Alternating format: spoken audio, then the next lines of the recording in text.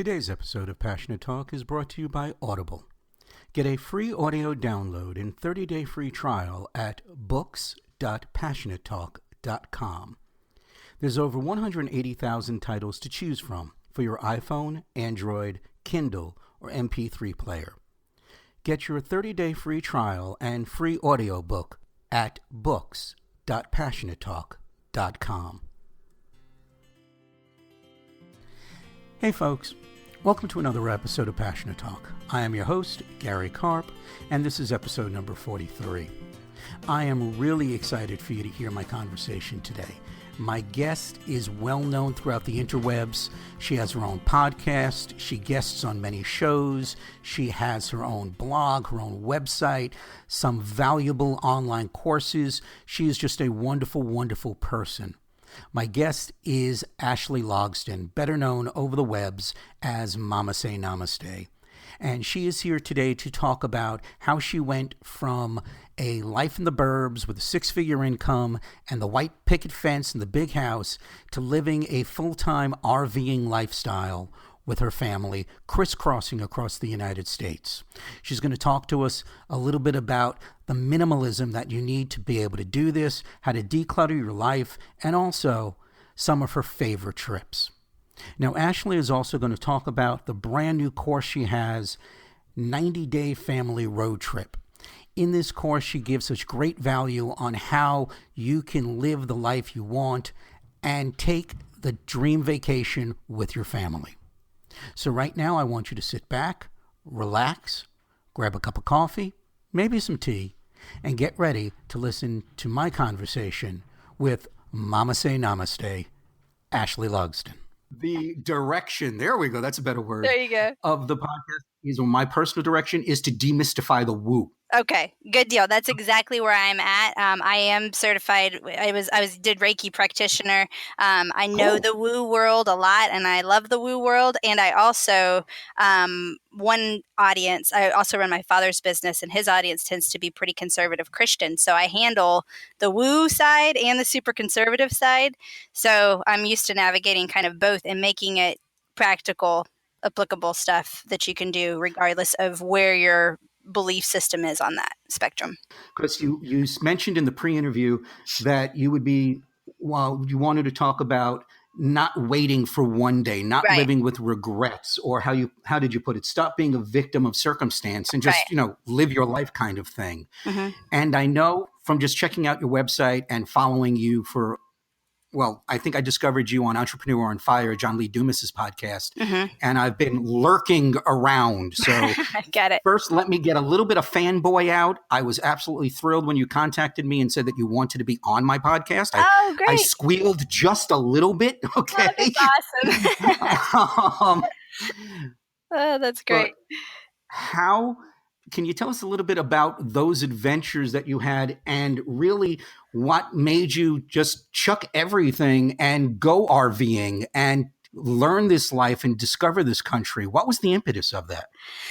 Well, it started, and I shared this a little bit even on the Entrepreneur on Fire podcast that I was on before. It started really with my husband and I deciding to take that trip without our children and to go out and spend some time together. And I had a book for, reading material for me that's not child related.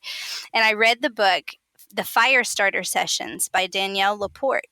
And I loved the book. I was devouring it. And it prompted some great conversations between my husband, Nathan, and I. And this was on not just creating a goal, because she talks about setting goals, but it's what's the feeling behind that goal. And when we started to think about that, and we started to think, what are the feelings and the emotions that we want? Well, we wanted to travel. We dreamed of doing it one day. This was our bucket list item. One day we'll do something crazy like RV the States or travel the world internationally. One day we'll do these things. Well, then we started to kind of step back a bit and look at, okay, if what's the emotion that we want to feel with this? We want to feel awe. We want to feel connection, awareness, adventure, spontaneity, all of these different words that kind of evoked these feelings that we wanted. And then we started to dig a little bit deeper and say, well, why are we not feeling those feelings now? Why are we waiting to have all of those feelings far off in the future and not now? And that is so important, what you just said, Mm-hmm. that I'm going to repeat it, that feelings and what you're looking for is really the important thing, because in today's society, we all think that we're logical creatures and we tend to try and live in our logical minds, right? Mm-hmm. And what the way the brain really works is through feelings. Mm-hmm. So whatever the goal is that you want to set, you've got to have that feeling attached. And that is so important that you said that right off the bat, that you have to be associated with those feelings and really get that emotion involved. I always say, and I cop this from Tony Robbins, I will admit that freely, that the hows don't mind, or the whys don't mind if the hows are strong enough, right? And the Mm-hmm. reason, excuse me, I said that backwards. The hows don't mind as long as the whys are strong enough. And the ways we get the strong enough whys is to build up that emotion. Mm-hmm. What do we want? You wanted that sense of awe, of that traveling, of that connection with your Right. husband. And I'm guessing that was built up so strongly that it propelled you to take these trips and to take that leap. Yes, definitely. It was, it pushed us to set a date on something. So we set a date on going to Costa Rica, actually, and we spent a month in Costa Rica. And we decided to do a month because we wanted to feel what it was like to really get out of the routine of the life that we were living. We were in a life where we were sitting pretty. We, living in the suburbs, 6-figure income, 3 kids, a dog, a picket fence, well, a chain link fence. But, we were pretty much there. And so we wanted to shift out of that and experience what it was like to live something that was a little bit more nomadic and a little bit more awareness of the present moment, and us being able to write the story of what we wanted each day to look like. And so once we did that and we fell in love with Costa Rica and we started dreaming of maybe we'll move here, then we started to step back and go, okay, wait a second. Let's look at some other options, because there's a whole lot of our own country that we haven't explored yet. And when we looked at that, on top of the fact that we had a dog and we weren't necessarily, it's a little bit harder to hop international countries when you have an animal as well. Absolutely. We looked into going into full-time travel, and man, it was, not only did we do all of that, but as we started to brew on this, it was, one more affirmation after another that this was the right direction. And some of that had to do with the fact that we saw family members who waited for one day and their one day fell apart on them. Now, I'd say that, that what you just said, one day never comes. And again, I'm going to invoke Tony Robbins again. He was one of my original mentors, when he says the road to one day leads to the town of nowhere. And what you did is you set your intention very deliberately. You said, I want to do this. And that had to be a scary thing to do. So how did you overcome that fear? What did you do to take that leap? Well, to quote Tony Robbins, you either make it happen or you make an excuse. So that's basically, we said, okay, we're going to put a date on it. And in the process, we didn't just, throw everything out the window and just dive in without educating ourselves on the process. We got involved. There's a Facebook community that's a free Facebook community. It has over 22,000 members in it. That's called Full-Time Families. We hopped on there and we started asking questions and talking to different people who were at different stages of travel. And we looked at all of that, and we started to, we visited with people that we knew in our area that had RVs. We started to do our research to make sure that we felt comfortable in it. We also had decided, what our safe point of income was, that we knew that we needed to be able to bring this in. And once we could do that, we were more comfortable with the shift like this, because we were walking away from a 6-figure income. We realized that we didn't need as much as what you think you need. It's just like that big house. You always end up with enough stuff to fill the space that you have. So the bigger the house, the more things you have.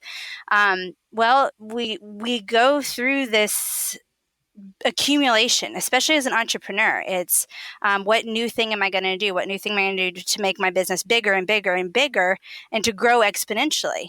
And it's kind of, I don't know if you're familiar with the story of the Mexican fisherman. Go there. Okay. In essence, the Mexican fisherman is this little man out fishing on his boat. He fishes for the day, takes his food, sells it at the market, goes home and has a siesta with his family. Excuse me. And excuse me. And a big big tycoon comes in his yacht, asks him what he's doing, and is like, you can make a killing if you order a fleet. You get this and this, and he starts building up this huge multi-million-dollar business. And the bottom line of it pretty much takes it back to he's going to build up this big business to do what? To fish in the morning, go home, and have a siesta with his family. Like what is already doing. And so that philosophy is what we kind of went to. I mean, what do we really want? Do we want something that is, a six-figure income is required to do? Do we want that sort of lifestyle? And what we wanted to be out in nature. We wanted to be barefoot on the beach or hiking in the woods. And we wanted to be with each other and not have my husband gone all day doing real estate and not present with the family. And so what we wanted didn't require the income that we had. And so that helped to justify, to help us to get over the fear. And then the other part of it is that we don't make a huge lifestyle change like this without giving it a grace period of seeing whether it works. And so we did 90 days before we made the decision to go full time. We spent 90 days on the road traveling and then came back and reassessed and actually got rid of a ton of stuff that we realized we didn't really need.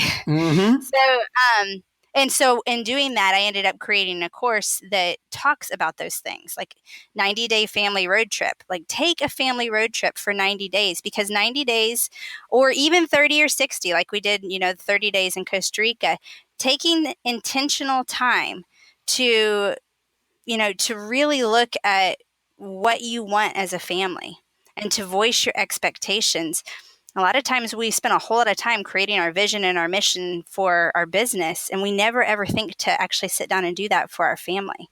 And that can make a world of difference because life is going to happen regardless. So are you writing the story of your life, or are you just becoming a victim of circumstance? Absolutely. And I love the overall message of this, which is really minimalism. And living your lifestyle the way you want to. And while you were talking, I couldn't help but thinking of 4-Hour Workweek by Tim Ferriss, which I'm in the middle of reading right now. And really designing the lifestyle you want. And sometimes what we're told societally, meaning the big house, the many toys, the corner office and whatever it is not what we want. And there's this great movement in this country and probably in the world that I'm seeing towards minimalism, towards getting rid of stuff. Right. You can do more with less. Absolutely. I know that you work a lot or you talk a lot about minimalism and living with intention. So could you talk a little bit about that and how really the minimalistic lifestyle has helped you in your quality of life? Yes. And I want to make sure that we are clear that minimalism does not just mean clearing your countertops. Correct. That's a component of it. It means minimalism can mean clearing out the clutter in your home. And that's where most people go to start. But it's so much deeper than that. And so... Thank you. Yeah. And I think I know where you're going, Ashley. I don't mean to interrupt you, but if you're going where I think you're going, you're hitting the nail right on the head and talking about a subject that's near and dear to my heart, which is mindfulness. Yes, very much so. And so I'll give the floor to you. Talk a little bit about that and how our listeners can adapt that mindset of mindfulness and minimalism, not only by throwing out 17,000 magazines Oh, yeah. that have back issues on them, Right. but clearing out the book rack in their head. Right, right.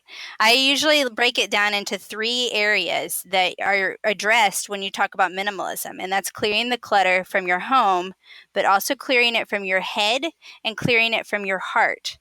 And those are the 2 that are a bit harder to pinpoint. It's a lot easier to just take a box and empty out a part of your house.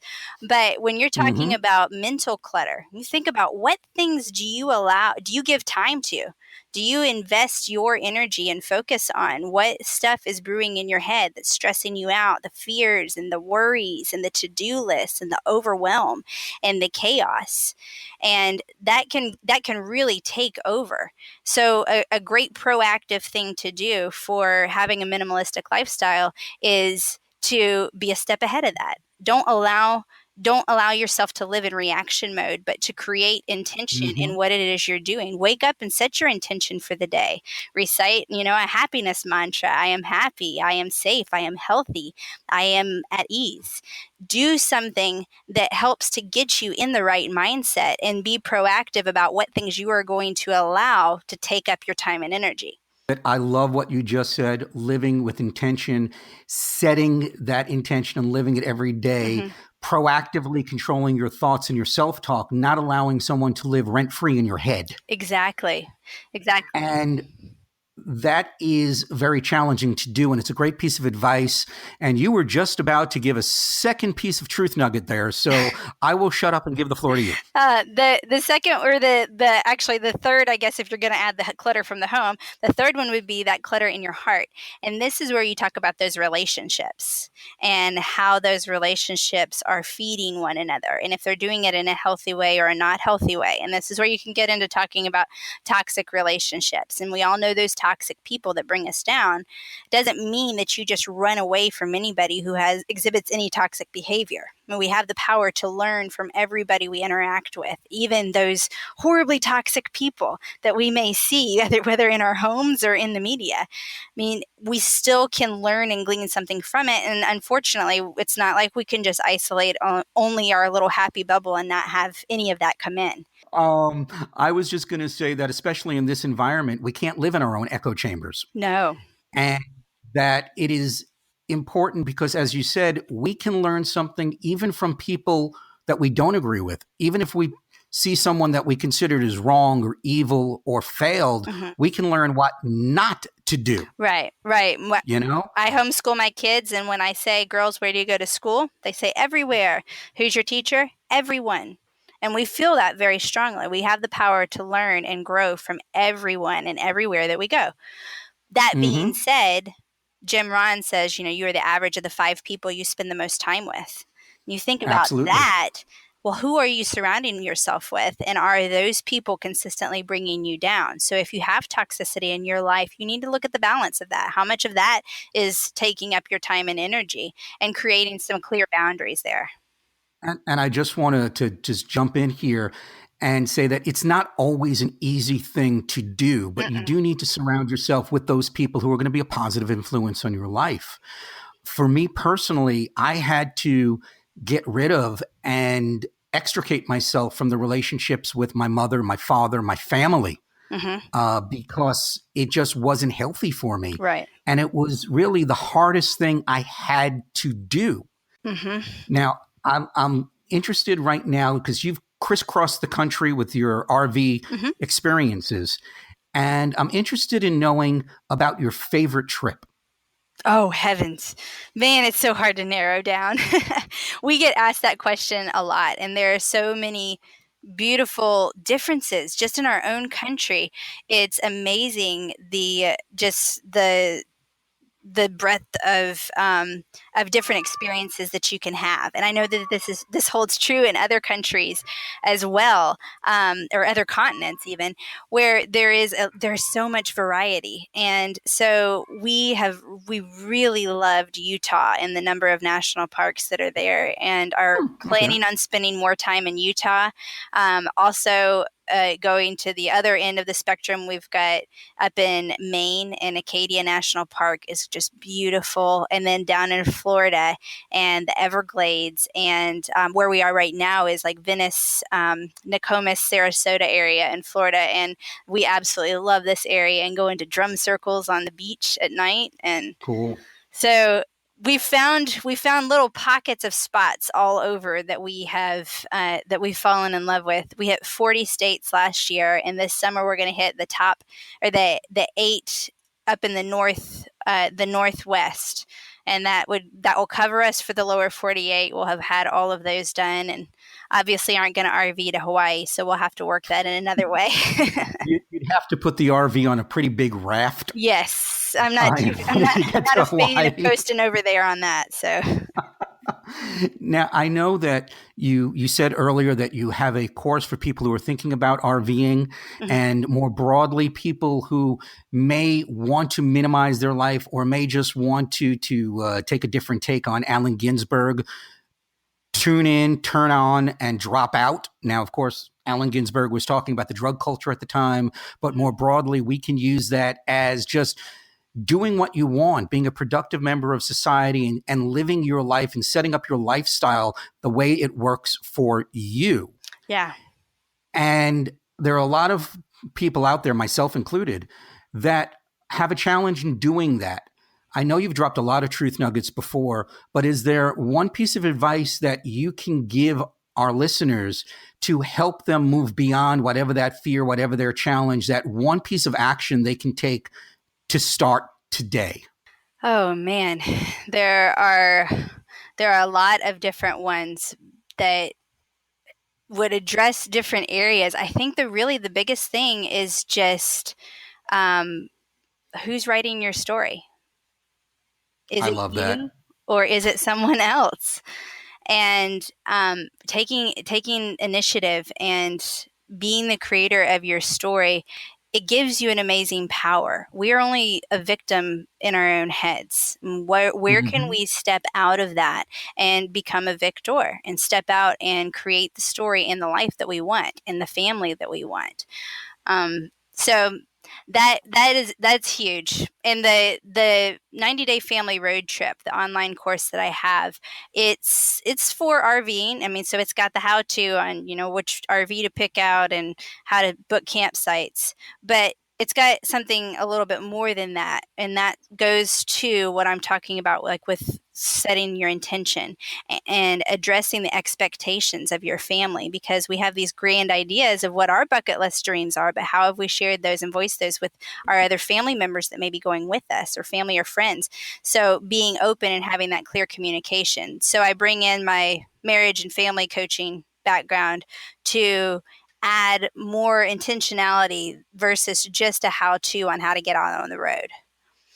That is wonderful. Now, if any of our listeners want to enroll in this course, can you tell us a little bit about where they can find it? And if they want to get in touch with you, I know you're more informally known all over the web as Mama Say Namaste. How could they find out about the course? And if they want to learn a little bit more about you, how can they get in touch with you and follow you in your adventures? All right. The best place is just mamasaysnamaste.com. And I want to highlight two things on there. The first one is that you can do the 90-day family road trip. There is a link on there for how to access the course, and I'll take you over to 90-day family road trip, and that's a separate site where it's got all of the details and video and all of that for the course. So it's under a box that says family adventures, or you want to create a family adventure.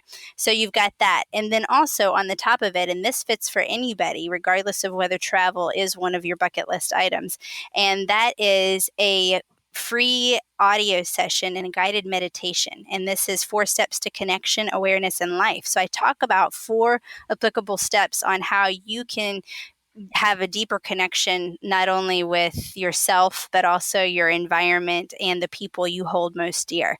So that is right at the very top. It says get your free gift. So if you click on that, that's a great way to get started, and you'll be able to get that plus a few other bonus freebies I have added in there. Wonderful. Well, I know that I'm not an RVer in any way, shape, or form. I will admit that. My idea of roughing it is when the Wi-Fi goes down. So I do like to travel. I want to start that more often. RVing would be a large undertaking for me. But I know that what you shared with us today is wonderful. And one last piece of advice, because in my mind, if I'm taking a trip and I'm locked in an RV or a Winnebago for 30 days or 90 days, and I can't escape, my sanity level is going to go right through the roof. What kind of advice would you give to anyone who's going to take one of these long-term trips with their family to keep the peace? Know each other. Know each other well and communicate with one another. And that's where I talk about in that course, having that core foundation of understanding what your strengths are, what motivates you, and what triggers that reactive behavior makes a huge difference. And it can boil down to asking one question when you connect or communicate with anybody in your family, or even further, you want to take it broad and go with your friends, your coworkers, or anyone else. Before you start the conversation, ask yourself, what is my goal? And that always keep. Yep, go. And that can make a really big impact on where the conversation goes. Is my goal to connect, to love, to encourage, or is my goal to tear down, have the last word, one up them? Just asking can help to reset even the way you interact with each other. And that is so important. And that advice is true in anything. Always start with the end in mind. That's true whether you want to design your life or design a family vacation or start a business. Always set the intention of what you want and then work backwards. Right. And you'll always get to where you're going, and you'll always enjoy the trip, which is really the whole key here. Life is a journey. We better as well enjoy the journey as we take it. Now, Ashley, I do want to thank you very much for taking some time out of your busy schedule today and dropping these truth nuggets. I've had a blast talking with you. Anytime you want to come back, just hit me up and we will make time. All right. Because this has been wonderful. And I do want to thank you very much for stopping by. Do you have any last words for us? Last words of wisdom? Man, just know that like the terminology namaste, the kindness, the peace, the love, the light within me recognizes and honors that kindness, peace, light, and love within you. So keep that in mind. We all have beauty within us somewhere. Sometimes it might be a little bit, hidden and you got to look hard, but it's there. And the more that we can understand those beautiful things that make each of us tick, the more we can see how the uniqueness in each of us strengthens all of us. I love that. That was beautiful. Ashley, or I should say Mama Say Namaste, which I love the rhythm and the quasi alliteration that goes along with that. It just rolls off the tongue. I love it. I want to thank you very much, and we will talk with you later. All right. Thank you. That conversation was a lot of fun. I really loved talking with Ashley. And if you missed any of the links that she dropped on us, don't worry about it. You can find them all by heading on over to the Passionate Talk website at www.passionatetalk.com. Just head on over there. You'll find the links to everything Ashley mentioned, and also timestamps of the highlights of the show and every truth nugget she dropped, but especially the final one she dropped when she said, know each other. Now, she was talking in regards to the question I asked, which was, how do you stop from killing each other on a long trip? But really, knowing each other is great advice for any relationship, a personal relationship, a business relationship, family relationships. You really have to know each other to make those relationships work. She dropped truth nuggets left and right when she said, what feelings do you want? When setting goals, think about that. What feelings do you want to get when you achieve your goals? Are you writing the story of your life, or are you just being a victim of circumstance? We should all write the story of our lives instead of being a leaf on the wind. And finally, the truth nugget she dropped when she said, what is your goal? Now, that sounds really simple, folks, but it really is one of the most important questions we could ask ourselves. What is our goal? What do we want from life? What is our intention? How do we want to live? How do we want to feel? And more importantly, how do we want to make other people feel? Well, folks, that's all the time we have for this episode of Passionate Talk. We'll be back next Monday with another episode. But until then, follow your dreams and passions and manifest the life that you choose.